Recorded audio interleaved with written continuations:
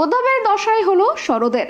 শিবসেনার পর এবার এনসিপির প্রতিষ্ঠাতা শরদ পাওয়ার আর দলের নাম এবং নির্বাচনী প্রতীক ঘড়ি ব্যবহার করতে পারবেন না। মঙ্গলবার এই রায় দিল নির্বাচন কমিশন।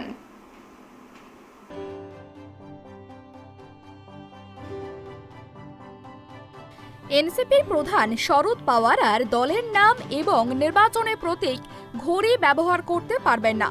মঙ্গলবার এই রায় দিল নির্বাচন কমিশন। শরদের বিদ্রোহী ভাইপো অজিত পাওয়ারকে আসল এনসিপি বলে ঘোষণা করা হয়েছে কমিশনের তরফে। লোকসভা ভোটের আগে কমিশনের এই সিদ্ধান্তে শরদ শিবির ধাক্কা খেল বলেই মনে করছেন রাজনৈতিক বিশ্লেষকরা। কমিশনের তরফে মঙ্গলবার শরদ গোষ্ঠীর কাছে নতুন দলের নাম এবং প্রতীক সংক্রান্ত আবেদন আগামী বৃহস্পতিবারের মধ্যেই জমা দেওয়ার নির্দেশ দেওয়া হয়েছে। কমিশনের এই সিদ্ধান্তে ইতিমধ্যেই তৈরি হয়েছে বিতর্ক। ঘটনাচক্রে গত বছরের ফেব্রুয়ারি মাসে শিবসেনার প্রতিষ্ঠাতা প্রয়াত বালা সাহেব ঠাকরের পুত্র উদ্ধবের আবেদন খারিজ করে দিয়ে মহারাষ্ট্রের মুখ্যমন্ত্রী একনাথ শিন্ডের গোষ্ঠীকে দলের নাম এবং নির্বাচনী প্রতীক তীর ধনুক ব্যবহারের অধিকার দিয়েছিল নির্বাচন কমিশন। শিন্ডের মতোই মহারাষ্ট্রের অন্যতম উপমুখ্যমন্ত্রী অজিতও এখন বিজেপির উপযোগী। जो डिसीजन इलेक्शन कमीशन ने दिया है उसका मैं स्वागत करता हूं। विनम्र से ये उन्होंने दिया हुआ डिसीजन हम स्वीकारते हैं और उसका स्वीकार करते हैं।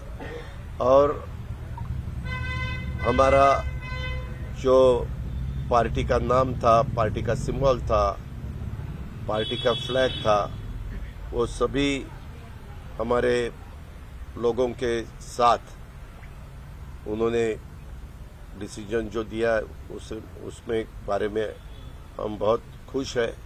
उनको भी हम धन्यवाद देना चाहते हैं। अगर आप सुप्रीम कोर्ट का ऑर्डर देखें तो सुप्रीम कोर्ट के ऑर्डर में ऐसा लिखा हुआ है कि एमएलए का नहीं हो सकता, वो पार्टी का होना चाहिए।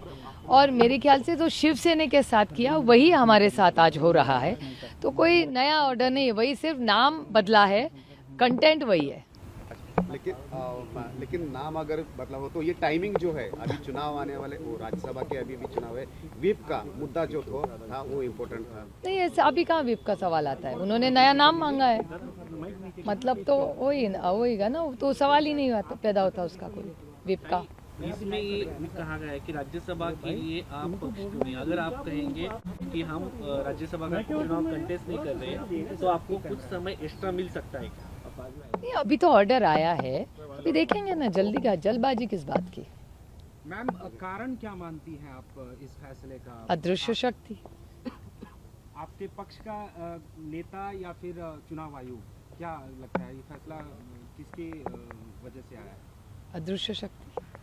लेकिन आपने मतलब डॉक्यूमेंट दिए थे, एफिडेविट दिए थे, वो तो एफिडेविट दिए थे, हाँ बिल्कुल एविडेंस दिए थे, वो उसका तो क्या हुआ फिर? अभी इसका सवाल आपको उनको पूछना पड़ेगा ना, मैं इसका जवाब कैसे दे सकती हूँ। आप देख रहे हैं हमारे डॉक्यूमेंट्स भी ठीक थे, और फाउंडर मेंबर, इस पार्टी का फाउंडर मेंबर और फाउंडर लीडर कौन रहा है, तो एक ही नाम है, उसका नाम है शरद पवार।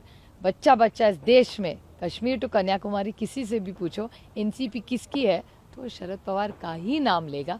लेकिन ठीक है, माहौल कुछ और है, अदृश्य शक्ति इस देश में है जो ये सब कर रही है। ठीक है, लड़ लेंगे यार, कौन सी बड़ी बात है, हम लोगों में जाएंगे।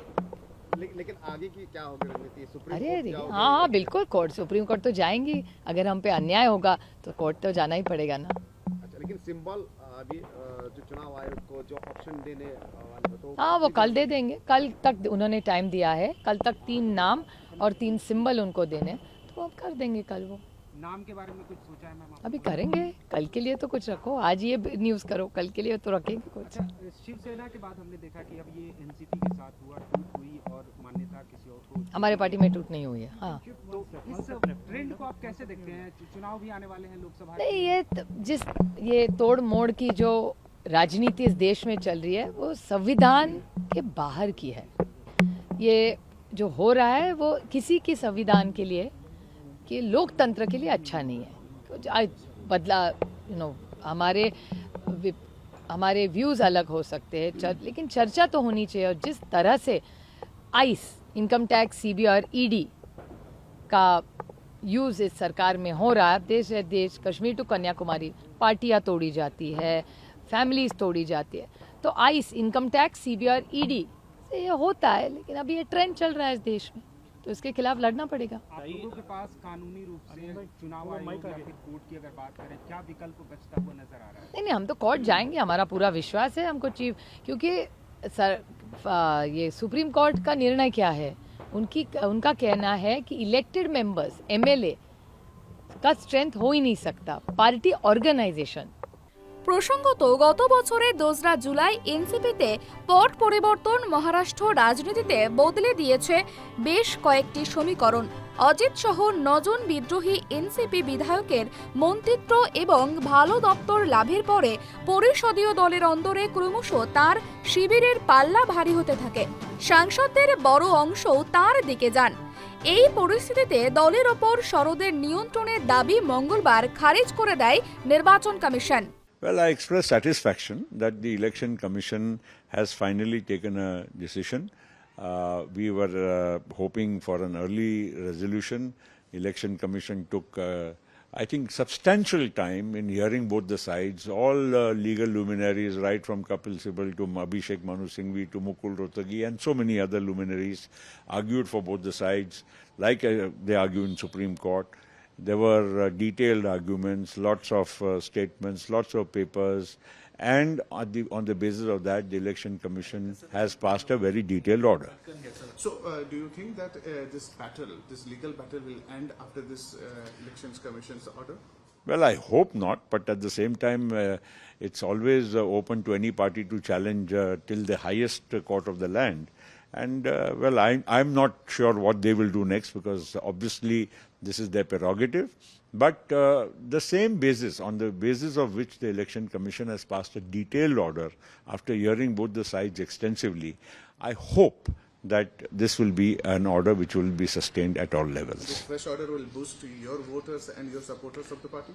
Most certainly, because our party rank and file cadre and also our well-wishers and the party followers will be rejoicing and happy that this matter has been finally settled. গত বছর জুলাইয়ে অধিকাংশ এনসিপি বিধায়কের সমর্থন নিয়ে কাকা শরদের সঙ্গে সম্পর্ক ছিন্ন করেন অজিত।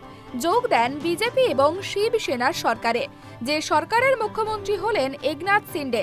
সেই পরিস্থিতিতে তার গোষ্ঠীকে প্রকৃত এনসিপি হিসাবে দাবি করতে থাকেন অজিত।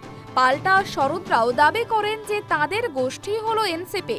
6 মাসের বেশি সময় ধরে 10টির বেশি শুনানির পরে অজিতদের পক্ষেই রায় দিল commission. I am not surprised at all.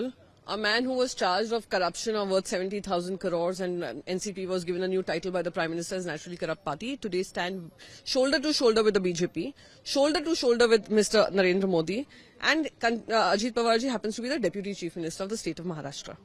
What has happened is actually totally goes against the spirit of Schedule 10 of the Constitution, goes against the Supreme Court decision and observation with regards to Shiv Sena case. And it is something I will continue to say, it is something sponsored, planned, executed by the central government to try and silence those voices or try and split those voices which speak for the people of this country, which speak strongly against the growing dictatorial tendencies of the government. উল্লেখ্য 1999 সালের জুনে NCP তৈরি করা হয়েছিল। দল তৈরি করেছিলেন জাতীয় কংগ্রেসের 3 জন প্রাক্তন সদস্য শরদ পাওয়ার, পি সাংমা এবং তারেক আনোয়ার। যে দলের নির্বাচনী প্রতীক হলো অ্যানালগ ঘড়ি, এবার থেকেই সেই প্রতীক ব্যবহার করতে পারবেন অজিতের গোষ্ঠী। Bureau report, tribe TV.